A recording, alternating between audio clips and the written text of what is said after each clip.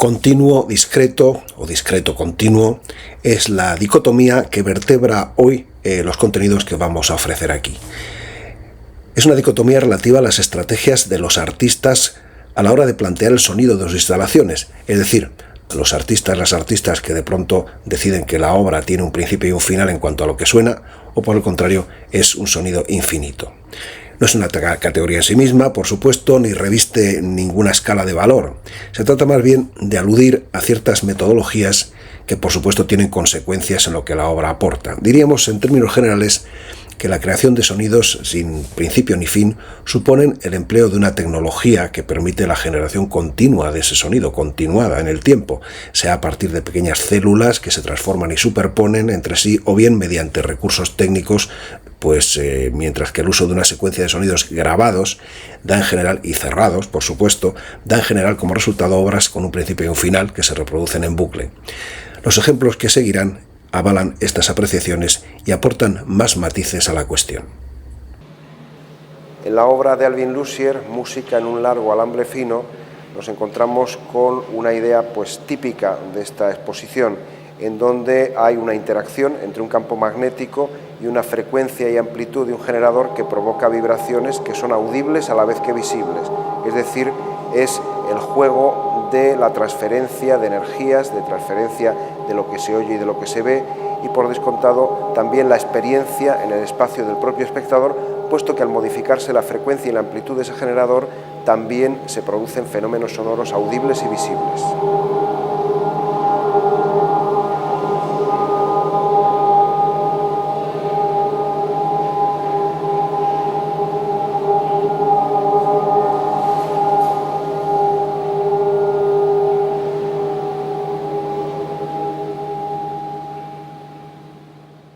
Hemos comenzado con esta obra clásica de Alvin Lucier, Music on a Long Thin Wire, publicada inicialmente en 1980. Esta música en un largo hilo o alambre fino es un ejemplo clásico de las investigaciones de su autor sobre la física del sonido y sobre las propiedades sonoras de los procesos naturales. Un cable tensado de 15 metros, lo hemos comprobado, metros de longitud, pasa entre los polos de un gran imán y es accionado por un oscilador. Las vibraciones del cable las recogen unos micrófonos en ambos extremos, se amplifican y se transmiten en estéreo. El delgado cable vibra 4 veces a 4 frecuencias diferentes y el resultado no es, como pudiera caberse esperar, el zumbido grave que produce ese cable, sino más bien una complejidad de acordes evocadores y etéreos. Vamos a comprobarlo dejando un poco más el sonido de la instalación y comprobando también su evolución en un tramo más largo.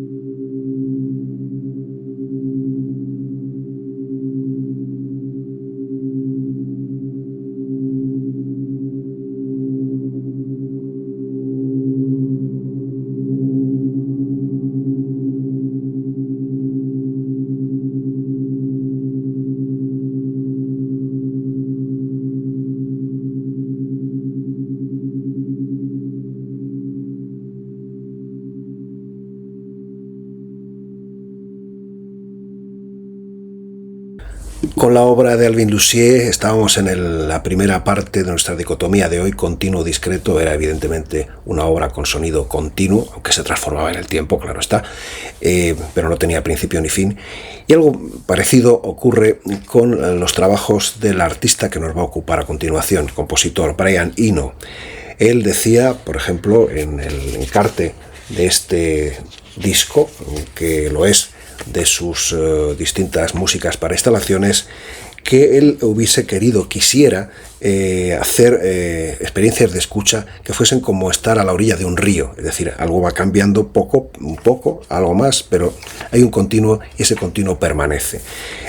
También por eso el autor, aquí en una foto de bastante joven, alude a ese trabajo suyo, música generativa.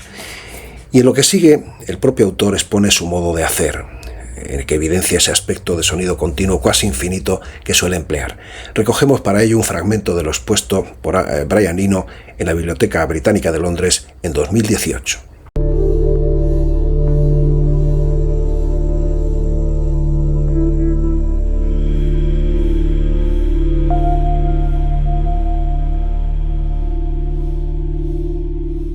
So discrete music was a piece made by a technique I shall describe in a moment. But one of the implications of that technique is that you could make effectively endless pieces of music, infinite pieces, because essentially you've created a conceptual machine that generates the music for you. So there's no reason that it should stop, actually.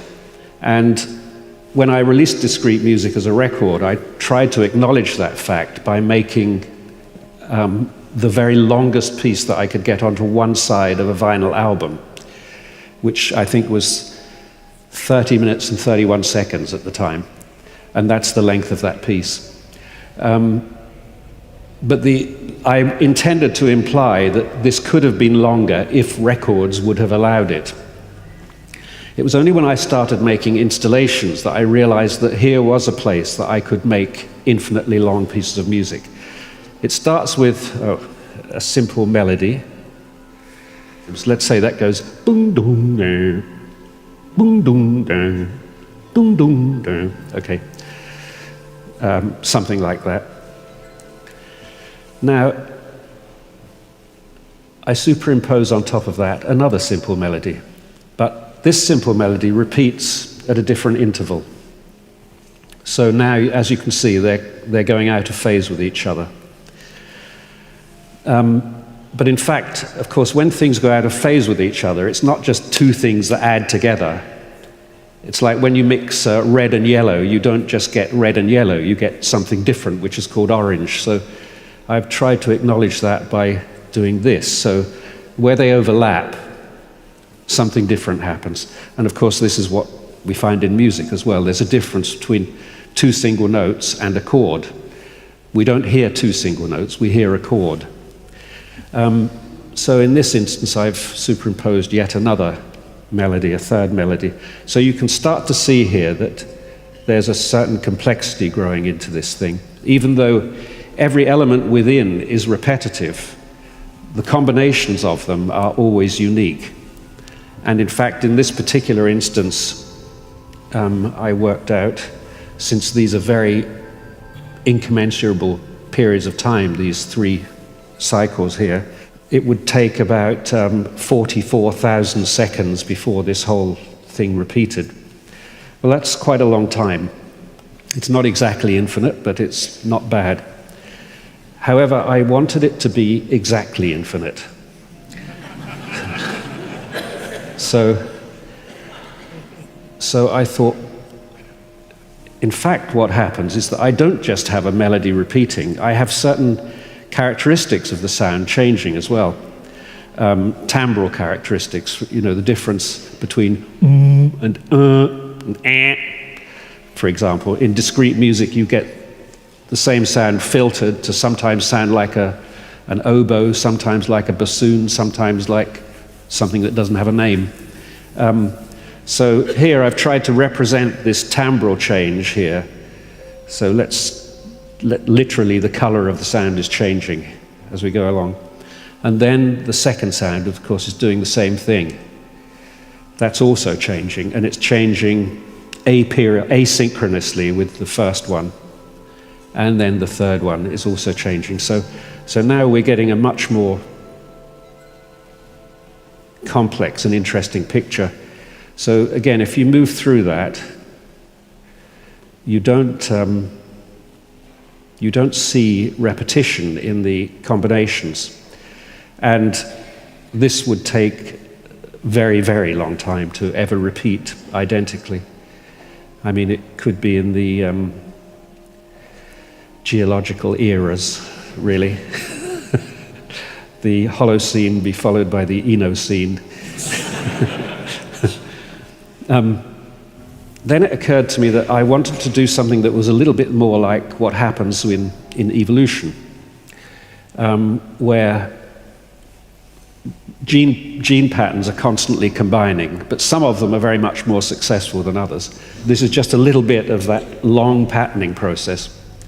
Let's say I find this particular section particularly interesting. What about if I take that out and then I make that into a repetitive section? So that then becomes that takes the place of the original short melodies.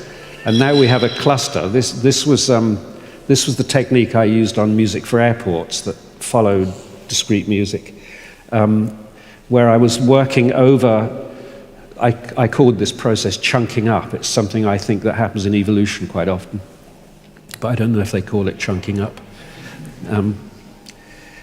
So chunking up and then adding further phrases to that. Now, the important thing here is that everything that's going on is very simple in a sense. Every single item on its own, for instance, if I just show you one of those items on its own again, is not particularly interesting. What is interesting is these beautiful, glorious clusters that happen. I mean, if you don't mind me calling them beautiful and glorious, I mean, I think they are. So the music becomes a constantly reconfiguring pattern. This notion of making complex things out of simple things is to me the most attractive idea. For instance, the whole idea of evolution is essentially that complexity arises out of simplicity. I want to give you another example of how this kind of complexity plays out in real life. So I brought along an example with me. Okay, so this is a pendulum, and you know what pendulums do. Nothing surprising. And that will carry on doing that until it runs out of energy. But it won't do anything different from that. However, this is a special pendulum. It's a double pendulum. So now it's not one simple system, it's two simple systems linked together. And watch what happens now. For me, that is the most simple and elegant demonstration of complexity theory that you can find, I think. Look at it. It's completely bonkers, isn't it? It's two simple pendulums. And if I do it again, it will do something completely different. It's so sensitive to the initial conditions that it's different every time. You cannot make it go through the same sequence each time. Actually, this is something that I wish all children had as a toy, because I think it's such a profound lesson to understand that two simple processes combined can create an unpredictably, almost random-looking result. It's quite amazing and amusing too. That's why I put this little hat on. I thought it looked like a little dancer. Though somebody said to me it looks more like a member of the Ku Klux Klan. That wasn't intended. En esa dicotomía continuo-discreto que está vertebrando los contenidos de nuestra sesión de hoy, nos vamos ahora a una obra que plantea de manera discrecional, discreta, los sonidos que utiliza. Su autora es la canadiense, nacida en Ontario en 1957, Janet Cardiff. El título de esta obra, The 40th Part Motet, fechada en 2001, es la obra que de su autor ha tenido un recorrido internacional más importante. En concreto, y por citar un ejemplo, se ha podido ver en el MoMA y escuchar en el MoMA de Nueva York o en la Tate de Londres. Y aquí en España también en una ocasión en Marco Vigo, en una exposición que comisarió el portugués Delfín Sardo. Concretamente, el comisario de esa exposición señala que la obra está compuesta por un círculo de altavoces, escribía, como esculturas que diseñan un espacio al que el espectador es invitado a entrar. Hay voces dispersas, se oye una batuta golpeando un atril y percibimos por el aclarado de las voces y la discreta afinación que vamos a oír un coro. Ese coro canta un motete de Thomas Tallis, el compositor inglés más importante del Renacimiento. Vivió entre 1505 y 1585 y se trata de una pieza para 40 voces, la mayor formación vocal que se utilizaba en ese periodo, y es una composición emocionalmente intensa, señala Sardo. Cuando el espectador percibe que de cada altavoz sale una voz individualizada, entiende también que por primera vez y tal vez única, tendrá a su alrededor un coro de 40 individuos cantando para él o para ella. Pero el coro es también una máquina de viaje en el tiempo, señala, y en el espacio, una herramienta de desplazamiento, un vehículo de perturbación. Conviene decir al respecto que estos 40 altavoces están situados sobre sus correspondientes soportes, lo vamos a comprobar en un momento, formando un amplio círculo en la sala, círculo o depende cómo se coloque la cosa, ya vamos a verlo, de modo que el visitante pueda con comodidad, eso sí, acceder al interior de ese espacio para escuchar la obra y moverse entre los altavoces. La obra de Janet Cardiff emplea el motete, vamos a ver si me sale bien en latín, que no es muy fuerte, Spem in alium nunquam avi, un trabajo de 1575 de Tallis, como decíamos, y aquí Janet Cardiff contó con los miembros del coro de la Catedral de Salisbury, posicionados cuidadosamente en 8 diferentes grupos de 5 voces, cada grupo integrado por un bajo, un barítono, un tenor, una contralto y una soprano. Este motete, según Delfín Sardo, es un ejercicio de encantamiento bajo el amparo de lo bello, una epifanía interpretada por cuantos recursos admitía la estética coral renacentista. Y al respecto, Isaac Diego García señala que el oyente aquí reconstruye su propia mezcla de voces en su paseo, de modo que el sonido representa una construcción física del espacio. El trabajo de Cardiff revela, dice, en última instancia, la esencia instalativa de la música policoral del Renacimiento, ya que, por una parte, se muestra como una música sin direccionalidad, el sonido que sencillamente está, y por otra propone una estrecha relación con el espacio. Pero eso sí, por mucho que esté, la música empieza y acaba, con lo cual entra en un bucle y, por supuesto, estamos en el ámbito de lo discreto. Bien, esta obra, pues vamos a escucharla y verla también con los comentarios de la propia autora.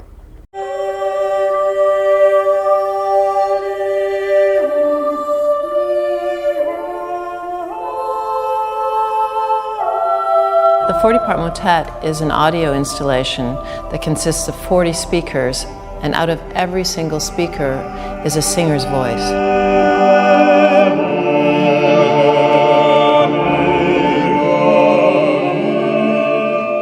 So it's a virtual choir singing a piece of music from the mid-1500s by Thomas Tallis called Spem in alium.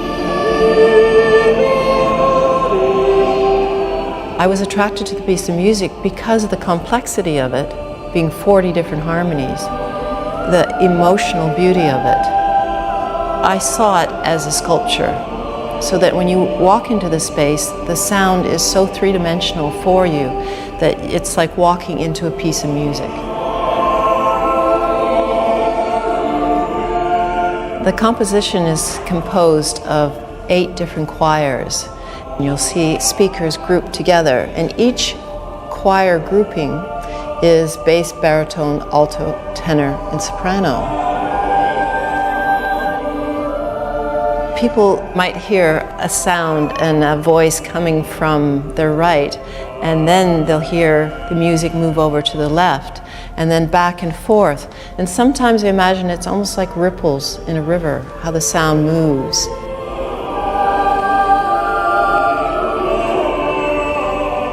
I did the recording with the Salisbury Cathedral Choir. Everybody was mic'd. At one point, one of the little girls had to go to the washroom, so I said to the sound recording guy, just keep keep rolling. Where's this text from? And so you had all these people talking about the weather and clearing their throats, and very basic human stuff. And I realized afterwards that this little bit of intermission was so important because it made the people into real people. So if you can really give it your best shot, you work very hard. Then you hear the breath collectively of these 40 different singers going, spam. Then their voices become almost angelic. I've listened to 40-part motet a number of times in different parts of the world. It's a very simple piece. If you just look at 40 speakers standing in an oval, but if you listen to the music, the way that it constantly changes your perception of it, the complexity of it is mind-boggling. Janet Cardiff is one of those artists you cannot identify as a sound artist or a visual artist. She's just an artist working with those media and deeply interested in the way that voices and narratives can affect you emotionally. My partner, George Bursmiller, and I worked together for a long time. A lot of our works deal with ideas of sculptural sound, but also ideas of intimacy and ideas of narrative. We did another piece in a forest where we had 24 speakers on the trees. So we mixed a whole filmic soundtrack with a choir walking through the forest, planes going overhead, trees falling, so that you never knew as a viewer when you're sitting there what's real. Exhibiting sound as sculpture is something that you haven't really seen very often in museums. Recently, it's become much more common. In part, I think, is due to the success of artists like Janet Cardiff. The 40-part motet is shown through so many different countries all over the world, almost 50 different times. It showed in New York at PS1 2 weeks after 9/11, and we didn't realize that it would have such a potent effect. And the room that was installed in was very similar to the room here, and people just stood and listened to the music and looked at the city. And they just wept. It was really amazing. People need this emotional release. They need to have this ability to be in the moment and to feel the sense of presence and spirituality that music like this brings to them.